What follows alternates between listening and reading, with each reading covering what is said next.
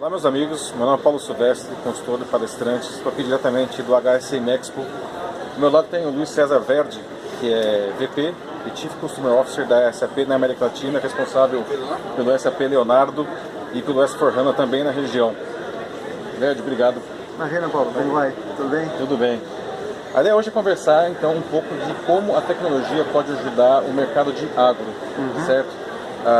E para começar a nossa conversa, eu queria que você justamente explicasse para o nosso público, que é um público que não é necessariamente de tecnologia e de agro, como que a tecnologia, afinal de contas, auxilia o agronegócio, porque hoje o Brasil hoje é um dos grandes produtores do agrobusiness em escala mundial e grande parte se deve justamente ao uso da tecnologia. Né? É verdade.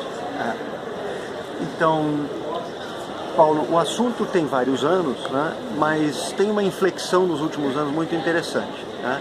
É claro que as grandes empresas no agronegócio vêm utilizando tecnologia já para fazer a gestão do seu negócio, né? Para fazer a administração das finanças, a logística, o transporte. A cadeia produtiva do agronegócio é uma cadeia longa, tem muitos jogadores envolvidos, então a tecnologia contribui muito no auxílio à gestão. Né? Mas o que aconteceu mais recentemente, que é mais interessante, mais disruptivo, vamos falar assim, né? É que, por exemplo, com a chegada da internet das coisas, né? E a quantidade de equipamentos hoje sensorizados, né? Então está permitindo coisas que há poucos anos atrás, ou alguns anos atrás, não se imaginava. Então, por exemplo, hoje você tem tratores no campo que são dirigidos por GPS, quer dizer, esse geoposicionamento, mesmo que a gente usa para navegar dentro de uma cidade, alguém consegue utilizar para traçar exatamente as rotas que um equipamento, por exemplo, que está plantando, tem que trilhar. Né? Então você tem hoje o campo todo mapeado digitalmente, né? Num nível de precisão alto suficiente para, por exemplo, desenhar as rotas dos equipamentos, quando está plantando, quando está colhendo. Né? Você tem hoje a possibilidade de utilizar, por exemplo, drones e imagens que são geradas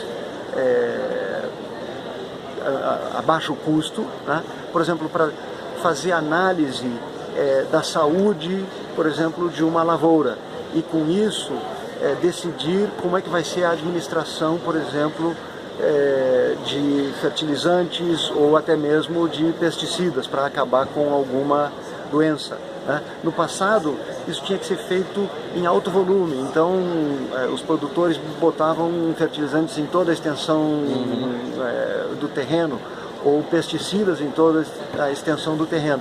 Isso obviamente tem um impacto importante de custo, inclusive até de saúde das pessoas, porque se você consegue administrar um químico somente onde ele é necessário, né, você tem um impacto ambiental positivo, enfim, tem uma série de coisas positivas na cadeia. Você reduz esse custo, o alimento também pode potencialmente ficar mais barato. Né? Então, a tecnologia não está somente no mundo da gestão, mas também está muito próximo hoje da atividade produtiva. Apenas para citar alguns dos exemplos. Agora, isso daí parece que fosse uma coisa que estivesse acessível só para um grande produtor. Como que fica o pequeno produtor nisso daí? Isso é uma tecnologia acessível para ele do ponto de vista da própria tecnologia e do ponto de vista de investimentos? Olha, Paulo, o ciclo de chegada de uma nova tecnologia tem se mantido. Isso é, ela começa num determinado patamar de preço e é adotado primeiro por empresas maiores e mais inovadoras, mas com o tempo, com o uso e com o ganho de escala, as tecnologias sempre caem de preço. Isso já está acontecendo. Os sensores hoje são muito mais baratos, quase todos os tratores que são produzidos e fabricados no Brasil ou em outras partes do mundo levam sensores, né? Então você tem muito mais facilidade para entender o que está acontecendo com esses equipamentos. Né? A geração de imagens, por exemplo, através de drones também caiu de preço. Então eu diria que essa curva ela é muito positiva no sentido que a gente está vendo cada vez mais a possibilidade de adoção, não só por grandes produtores ou grandes empresas, mas também por médias e pequenas, dado que o impacto na produtividade é importante e, portanto, o retorno sobre o investimento torna essa tecnologia viável. Né? Certo. A gente ouviu agora há pouco aqui o painel, não, o Vitor falou bastante da questão da previsibilidade. Verdade. Né? E a separação justamente da tecnologia da produção para a tecnologia da gestão. E a importância, portanto, ele até falou um termo que eu achei muito interessante, né? Como transformar um bando de dados em um banco de dados. Achei ótimo isso daí, né? Você pode explicar para o pessoal como que essa transformação do bando de dados para o banco de dados acontece e como que isso é importante? Aliás, isso é uma coisa que não é importante, a previsibilidade não é importante só para o agronegócio, para qualquer negócio. Né? Para qualquer negócio, claro. Você pode explicar um pouco como que isso funciona?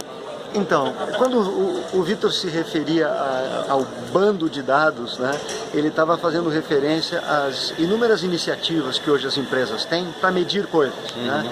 Então, medir, por exemplo, informação que vem do campo, medir informação climática, obviamente as suas transações comerciais, a gestão dos seus transportes, mas se isso não é feito de uma forma estruturada e organizada, você tem um monte de aglomerados e grupos de dados, mas completamente desconexos, que não permite que você correlacione.